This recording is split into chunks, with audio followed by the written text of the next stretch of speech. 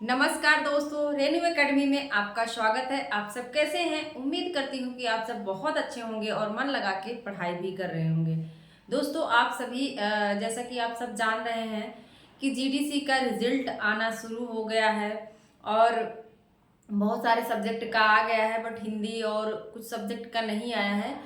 तो जब रिजल्ट आएगा तो उसमें कुछ लोग असफल भी होंगे, कुछ सफल भी होंगे। दोस्तों, एक चीज़ याद रखना, सफलता से पहले असफलता जो है मिलना निश्चित है। अगर कोई सफल हो रहा है तो उसके पीछे असफलता जो है मिलती है। ऐसा नहीं है कि डायरेक्ट कोई सफल हो जाए, ठीक है।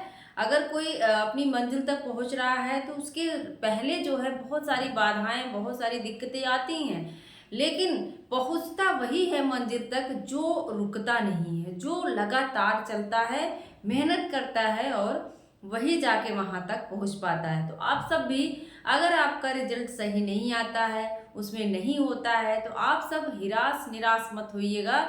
आप लगे रहिएगा और अपनी तैयारी को बस धार देते रहिए। ये मत सोचिएगा कि मेरा जीडीसी में नहीं हुआ, जीआईसी में नहीं हुआ तो मैं बहुत कमज़ोर हूँ पढ़ने में, मेरा किसी में नहीं होगा। ऐसा नहीं होता है। अगर आपका नहीं हुआ है तो उन कमियों पे आप ध्यान दीजिएगा, उन कमियों को नोटिस करिएगा कि आपका कहाँ से जो है आपको दिक्कत हुई, कौन सा टॉपिक आपका छूटा। उन टॉपिक को आप क्लियर करिएगा और जुट जाइएगा अपनी तैयारी में। मेरे साथ भी ऐसा हुआ है, मैंने भी बहुत सारे एग्ज़ाम दिए, नहीं हुआ, लेकिन उन कमियों को मैंने देखा कि मेरी कहाँ गलती रह गई, कौन सा टॉपिक मेरा वीक रहा है, जहाँ से क्वेश्चन गलत हुए हैं। बहुत बार ऐसा होता है आपके सरल क्वेश्चन गलत होते हैं, और अगर सरल क्वेश्चन गलत हो रहे हैं दोस्तों, तो आप सिलेक्शन से बाहर वहीं एग्ज़ाम हॉल में ही हो जाते हैं।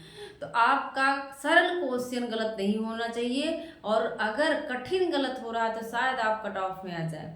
तो सरल ना गलत हो, इसके लिए आपको बहुत बारीकी से, अच्छे से, ध्यान से पढ़ना होगा। चीज़ों को लिंक करके थोड़ा सा पढ़ना सीखिए, क्योंकि देखो हम बहुत सारी चीज़ें पढ़ लेते हैं, बहुत किताबें पढ़ लेते हैं, लेकिन जब तक आप उसे किसी चीज़ से जोड़ेंगे नहीं, किसी से लिंक नहीं करेंगे, तो टिकती नहीं है।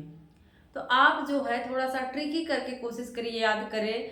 और अगर चैनल पर नए हैं तो आप आप जो है वीडियोस में जाके देख सकते हैं, कितना आसान तरीके से हम कोशिश करते हैं कि क्लास में ही चीज़ें याद हो जाए।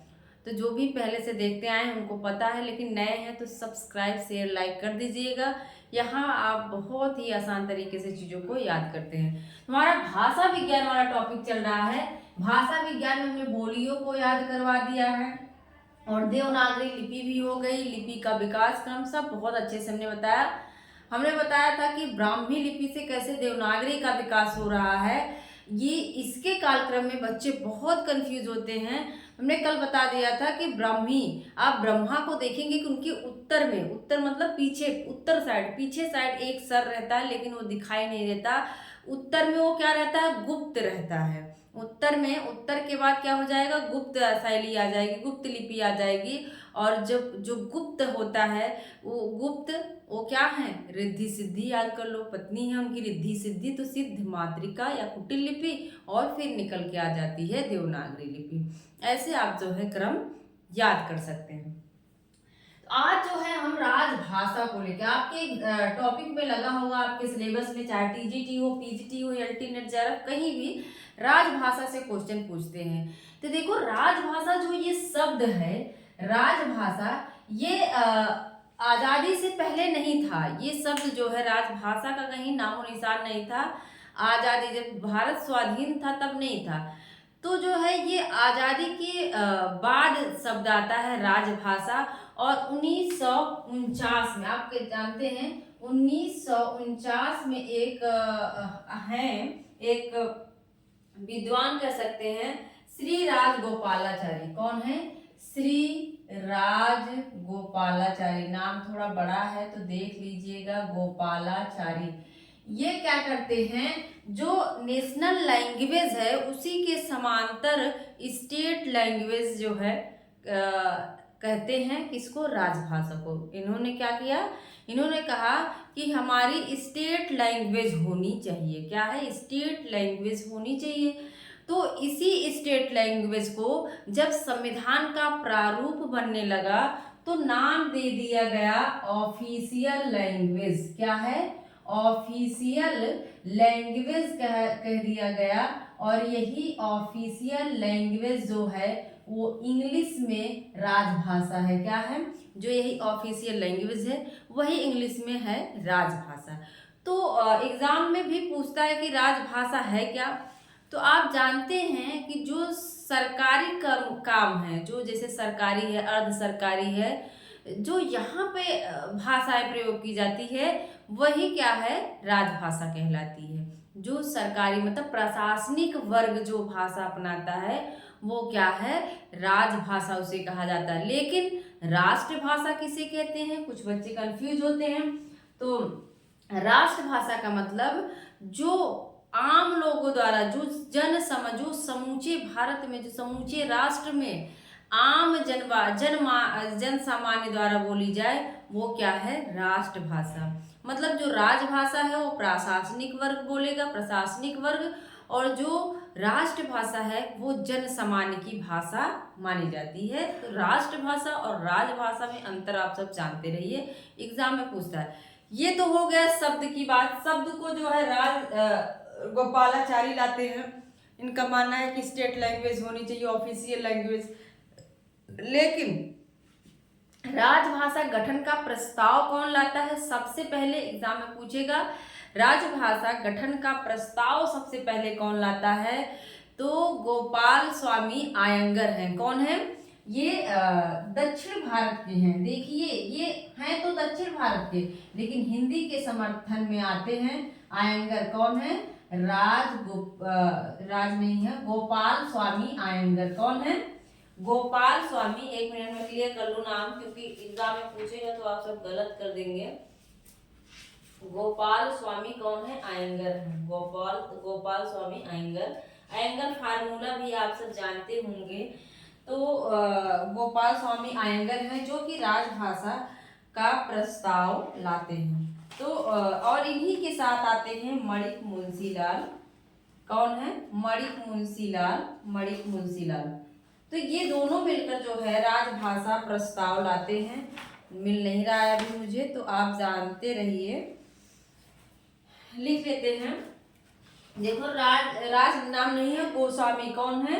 स्वामी आयंगर। स्वामी नाम ऐसे कर लो, स्वामी गोपाल स्वामी आयंगर। गोपाल स्वामी आयंगर। कौन आते हैं? आयंगर। ये जो है बहस करते हैं, बहस होती है हिंदी, हिंदुस्तानी और जो है देवनागरी अंतरराष्ट्रीय अंकों का रूप क्या होना चाहिए, इस चीज को लेके बहस चलती है काफी दिनों तक। और उस बहस में गुजरात के थे मुंशी करके थे, मुंशी मणिकलाल। कौन है? मुंशी मणिकलाल हैं। ये दोनों जो है हिंदी के समर्थन में, सोचो हिंदी क्षेत्र के नहीं हैं, गुजराती हैं एक, और एक जो है कहाँ के हैं? एक गुजराती हैं, एक दक्षिण भारत के हैं। लेकिन हिंदी के समर्थन में लोग बहस करते हैं, और जिसे मुंशी आयंगर फार्मूला भी कहा जाता है। क्या कहा जाता है? जगह नहीं है, लिख दे रही हूँ, मुंशी आयंगर फार्मूला भी कहा जाता है। इन लोगों ने जो है इस मुद्दे को उठाया। इसके बाद अब आते हैं कि राजभाषा 7 जून 1955 की बात है, और 7 जून 1955 में बाल गंगाधर, जिसको आप जानते हैं कि बीजी खेर भी कहा जाता है, इनकी अध्यक्षता में जो है समिति का गठन होता है। और बहुत सारी जो है चीज़ों पे ये लोग काफ़ी दिन तक बहस चलती है, काफ़ी चीज़ों को काटा छाटा जाता है और राष्ट्रपति के सामने फिर प्रस्तुत किया जाता है 1956 में। राष्ट्रपति के सामने कब प्रस्तुत करते हैं ये सब? 56 में, 1956 में। तो इस चीज को जानते रहिए आप सब, 1956 में ये सब राष्ट्रपति के सामने जो है प्रस्तुत करते हैं। तो इसमें कितने सदस्य थे अभी अगर पूछे तो 20 सदस्य थे। कितने सदस्य थे? 20 सदस्य थे, और राष्ट्रपति के सामने ये सब 1956 में प्रस्तुत करते हैं। ओके, अब आते हैं 1960 में क्या होता है। ये जो हमने तिथियां यहाँ पे लिखी है ये एग्जाम की दृष्टि से बहुत महत्वपूर्ण है, और ये जो टॉपिक है यहाँ से सबका वीक होता है और हम क्वेश्चन गलत किया करके आते हैं। आप एमपी वाला एग्जाम अगर दिए होंगे बहुत सारे लोग एमपी हायर का, तो यहाँ से अक्सर जो है मिलान के लिए क्वेश्चन वहां से वहां पूछता है।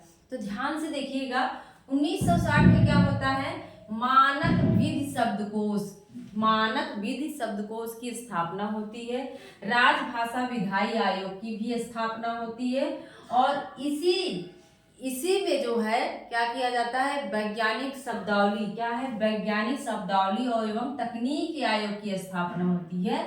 ये 61 में होती है, लेकिन इसी में इसके बारे में बात की जाती है। 1960 वाले में ही जो है वैज्ञानिक शब्दावली और तकनीक आयोग का जो है गठन की बात होती है। तो जानते रहिए 61 में भी एक आ रहा है, देखो ऐसे एक आ रहा है, 61 में भी लगभग का आ रहा है, वैज्ञानिक में भी का आ रहा है। तो हमने थोड़ा सा रिलेट कर लिया था उस समय, हमारा ये क्वेश्चन कभी गलत नहीं होता, क्योंकि रिलेट करना जिसको आ गया वो क्वेश्चन गलत नहीं करता है। तो 61 कह रहे हैं, वैज्ञानिक कह रहे हैं, तो का आ रहा है कि नहीं, 61 कह रहे हैं का आ रहा है, और वैज्ञानिक भी कह रहे हैं तब भी जो है का आ रहा है। तो ये चीज को आप जानते रहिए, 61 में वैज्ञानिक, तकनीकी भी आ रहा है, का आ रहा है, का आ रहा है, तो ये हो गया, ठीक है। 26 जून 1975 इस समय क्या हुआ, राजभाषा आयोग का गठन हुआ। क्या हुआ, एग्जाम में पूछेगा राजभाषा विभाग का गठन कब हुआ, तो राजभाषा विभाग का गठन जो है 26 जून 1975 को होता है, और 1976 में, इसी में जो है 1976 में राजभाषा नियम की बात कही जाती है, राजभाषा नियम की बात कही जाती है 76 में। और इसी में राजभाषा नियम में कितने नियम थे, 12 नियम थे, और इसी के अंतर्गत भारत के जो राज्य हैं उनको 3 वर्गों में बांटा गया, का, खा, गा। एग्जाम में पूछेगा का वर्ग में कौन सा प्रदेश आता है, कौन सा राज्य आता है, खा में कौन सा आता है, गा में।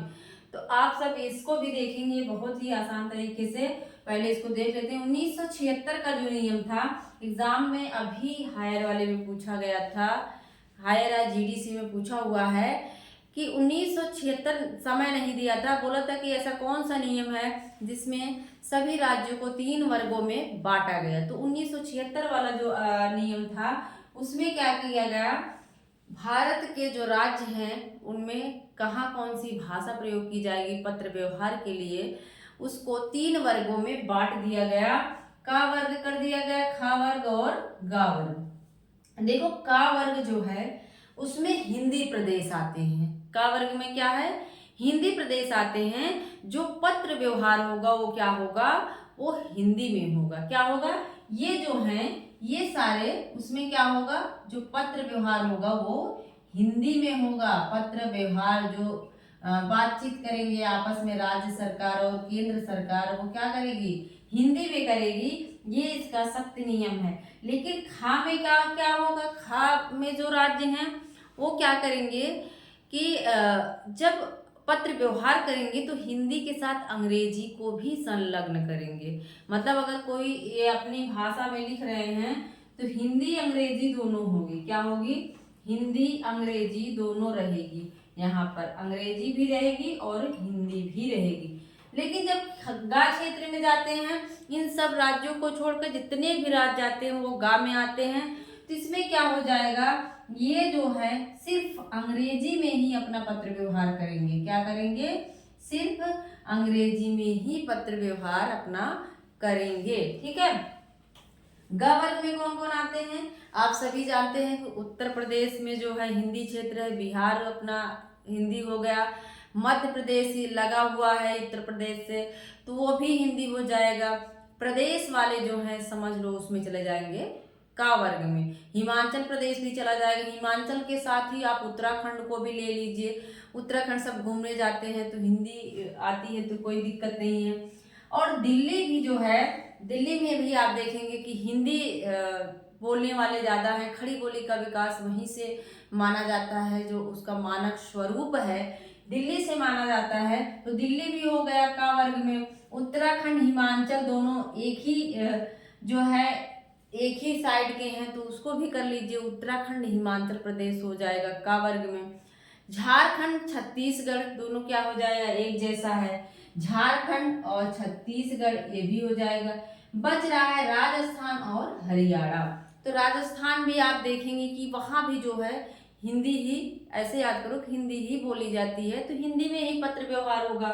हरियाणा वाले भी हिंदी ही बोलते हैं, तो वहां भी पत्र व्यवहार हरियाणा में होगा। तो बहुत आसान है याद करना। उत्तर प्रदेश, मध्य प्रदेश, हिमाचल प्रदेश, उत्तराखंड, पहले करो उत्तर प्रदेश, मध्य प्रदेश, बिहार, दिल्ली, ये सब जो है आपस में सटे हुए हैं, याद कर लीजिए। और फिर क्या सटा हुआ है, उत्तराखंड हिमाचल प्रदेश ये है। और फिर क्या करेंगे आप, छत्तीसगढ़ झारखंड कर लेंगे, और गुजरात हो गया, हरियाणा हो गया, गुजरात सॉरी राजस्थान हो गया और हरियाणा हो गया। ये ऐसे होगा। खा वर्ग में क्या होगा, खा वर्ग में आप जानते हैं कि ज्यादातर लोग पंजाब में पंजाबी बोलते हैं, तो पंजाब क्या हो जाएगा, हिंदी में नहीं आएगा भाई, ये क्या चला जाएगा खा वर्ग में। चंडीगढ़, चंडीगढ़ पंजाब से ही लगा हुआ, लगभग आप जान सकते हैं कि चंडीगढ़ की राजधानी पंजाब है, तो क्या हो जाएगा, चंडीगढ़ पंजाब दोनों एक में रहेंगे। इसके बाद गुजरात भी हो जाएगा। महाराष्ट्र में मराठी बोलते हैं, हिंदी से पत्र व्यवहार हो ही नहीं सकता, ऐसे याद कर लो। और अंडमान निकोबार को याद रखिएगा, ये थोड़ा सा भारत से हटके है, तो अंडमान निकोबार बंगाल की खाड़ी के नीचे है, तो आपको याद होना चाहिए कि अंडमान निकोबार किस में आएगा, ये खा वर्ग में। हमें नहीं याद होता था, तो हमने याद कर लिया अंडमान मतलब अंडे को क्या करते हैं, खाते हैं ना। अंडे को जो नहीं खाता देखो उनके लिए दिक्कत है, लेकिन अब याद हमें करना है ना। अंडे को खाते हैं, तो खाते में खा आ रहा है, तो वहीं से हमने रिलेट कर लिया कि अंडमान निकोबार किस में चला जाएगा, खा वर्ग में जाएगा। और जो शेष बच रहे हैं सभी राज्य वो गा में आ जाएंगे, तो आपको का खा याद करना है, गा वाला नहीं याद करना है, बहुत आसान है। पंजाब चंडीगढ़ एक जैसे है, गुजरात महाराष्ट्र से अलग हुआ था, गुजरात महाराष्ट्र हो जाएगा। और अंडमान अंडे को खाते हैं, खा वर्ग में आ जाएगा, एकदम आसान है। अब देखो 1971 पूछा जाता है, केंद्रीय अनुवाद ब्यूरो की स्थापना कब होती है। आप जानते हैं कि 72 में जो है भारत पाकिस्तान युद्ध भी होता है, तो उसके पहले क्या करेंगे आप, पाकिस्तान वालों से लड़ाई करनी है तो अनुवाद तो आना चाहिए ना, उनको गाली गलौज डांटना फटकारना है तो उनकी लैंग्वेज में तो बोलना पड़ेगा। तो हमने वहीं से रिलेट कर लिया कि 72 में जब हुआ तो उसके पहले हमने क्या किया, एक अनुवाद ब्यूरो की स्थापना करी। बस ये ट्रिक बना रही हूँ, ऐसा मत सोचिएगा कि ये सच में है, बस रिलेट कर रही हूँ याद करने के लिए। तो 72 में जब युद्ध हुआ तो उसके पहले ही जस्ट इन्होंने क्या किया, केंद्रीय अनुवाद ब्यूरो की स्थापना करी, ताकि पाकिस्तान वालों की भाषा को समझ सके। ठीक है। 1955 में क्या होता है ये भी पूछता है, हिंदी शिक्षण योजना। देखो हिंदी शिक्षण योजना भी आती है, और उसमें 3 पाठ्यक्रम जारी किए जाते हैं। पूछा जाता प्रमेय प्रबोध प्राज्ञ, क्या क्या नाम है, प्रमेय प्रबोध प्राज्ञ, ये 3 पाठ्यक्रम जारी होते हैं, ये शिक्षण से संबंधित हैं। हिंदी शिक्षण योजना 1955 में। ठीक है। 1963 में क्या होता है, 1963 में राजभाषा अधिनियम आता है, इसमें कितनी धाराएं थी, 9। अब इसको कैसे याद करें, राजभाषा अधिनियम में 9 धाराएं थी, कैसे याद होगा भाई, तो ऐसे कर लेना है 639, 639। तो आप जब तक सन नहीं याद करेंगे तब तक याद नहीं होगा। हमने याद कर लिया था, जो मेरा तरीका था, राजभाषा अधिनियम। अब देख रहे हैं कि आ जो लिखा है लगभग 3 की तरह है कि नहीं, ऐसे आप आ बना देंगे तो ये 3 की तरह आ रहा है, तो अधिनियम अगर पूछता है तो आप 3 की तरह आ लिखा हुआ है तो 63 हो जाएगा। और अगर इसमें धाराएं पूछता है तो 6 3 9, आपको 63 याद है तो आप दोनों को जोड़ लीजिए, इसमें कितनी धाराएं हो जाएंगी, 9 धाराएं। लेकिन 1976 वाला जो राजभाषा नियम था उसमें 12 थे, कितने थे, उसमें 12 नियम थे। ठीक है। 1968 में क्या होता है ये पूछा जाता है, राजभाषा संकल्प। ये जो है ना, इसको 67 में संशोधित भी किया जाता है। तो अगर आप चाहें तो याद कर ले सकते हैं कि 1967 में राजभाषा अधिनियम को संशोधित करके कुछ उसमें बदलाव किए जाते हैं। 68 है, 1968 में क्या होता है, राजभाषा संकल्प आता है। 1968 देखो, जब हम संकल्प लेते हैं तो क्या होता है, अड़ जाते हैं, अड़ जाते हैं, अड़ से 68 कर लो। जब हम संकल्प लेते हैं कि मैं नौकरी लेके दिखाऊंगा, मैं जो है सफल होके दिखाऊंगा या दिखाऊंगी, तो क्या करते हैं, आप अड़ जा रहे हो, संकल्प ले रहे हो, अड़ जा रहे हो। तो अड़ जाने से याद कर लो 68 हो जाएगा। क्या हो जाएगा, अड़ से 68 हो जाएगा राजभाषा संकल्प। और राजभाषा संकल्प में त्रिभाषा सूत्र जो है आता है। त्रिभाषा सूत्र याद करिएगा, याद रखिएगा, हिंदी, अंग्रेजी और प्रांतीय भाषा। त्रिभाषा सूत्र में 3 भाषाओं को शामिल किया गया, हिंदी, अंग्रेजी और एक प्रांतीय भाषा होगी, मतलब जो वहाँ की क्षेत्रीय लैंग्वेज है, लोकल लैंग्वेज है, उस भाषा में बच्चों को पढ़ाया जाएगा। तो यही है त्रिभाषा सूत्र।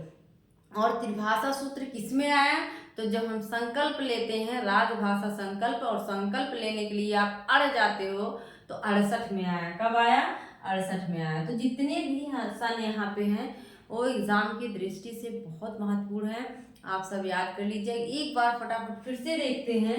55 में क्या होता है, बाल गंगाधर खेर की अध्यक्षता में भारत सरकार जो है समिति का गठन करती है, और उसमें बाल गंगाधर की अध्यक्षता में 20 सदस्य और थे। वो सब जो है अपना सुझाव देते हैं, और सुझाव के बाद जो है हिंदी में काफी परिवर्तन आते हैं। राजभाषा से संबंधित राजभाषा गठन जो है आयोग का गठन होता है, राजभाषा आयोग का गठन होता है।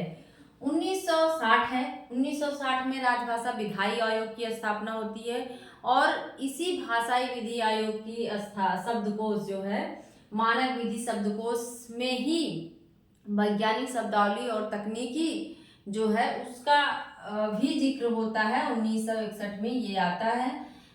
का आ रहा है 61 में, वैज्ञानिक तकनीकी दोनों में भी का आ रहा है, तो 61 वाला चला जाएगा वैज्ञानिक वैज्ञानिक पे। और 26 जून 1975 को राजभाषा विभाग का गठन होता है। 1976 में जाके राजभाषा नियम आता है, और इसमें 12 नियम थे, और सभी राज्यों को 3 वर्गों में बांट दिया गया, का, खा, गा। ठीक है। का में आप देखेंगे कि उत्तर प्रदेश हो गया, एमपी हो गया, बिहार हो गया, दिल्ली उसी से है, दिल्ली हो गया, उत्तराखंड, हिमाचल प्रदेश हो जाएगा, छत्तीसगढ़, झारखंड हो जाएगा, राजस्थान और हरियाणा हो जाएगा। एकदम आसान है। और देखेंगे कि खा में क्या होगा, पंजाब है, पंजाब चंडीगढ़ एक जैसे है, एक हो जाएगा। इसके बाद गुजरात से महाराष्ट्र अलग हुआ, गुजरात महाराष्ट्र हो गया। अंडमान, अंडे को आप खाते हैं तो खा में चला जाएगा, याद रखिएगा। इसके बाद है 71। 71 हमने बताया कि जब आपको पाकिस्तान से युद्ध करना तो उनकी भाषा आनी चाहिए, तो 71 में, 72 से पहले 71 में अनुवाद ब्यूरो की स्थापना होती है। 1955 में हिंदी शिक्षण योजना आता है, जिसमें 3 पाठ्यक्रम जारी होते हैं, प्रबोध, प्रमेय, प्राज्ञ, प्रा से है, याद कर लीजिएगा। 63 में राजभाषा अधिनियम आता है। अधिनियम को देखेंगे, आ 3 की तरह है तो 63 हो जाएगा। कितनी धाराएं थी, तो 6 3 9 कर लोगे, यहाँ से हो जाएगा। 68 में राजभाषा संकल्प आता है, इसमें त्रिभाषा सूत्र जारी किया जाता है, और जब आप किसी चीज का संकल्प लेते हैं तो अड़ जाते हैं, अड़ जाने से 68 कर लेना। मुझे लगता है कि ये चीजें आपको रट गई होगी।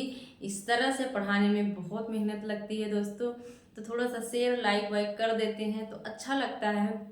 और मैं इसी तरह से फिर से जो है भाषा विज्ञान के कुछ टॉपिक अभी हैं, फिर से कोशिश करूंगी कि आपको क्लास में ही याद करवा दूं, और ऐसी वीडियो आपको देते रहेंगे। मिलते हैं अगले वीडियो में। Thank you.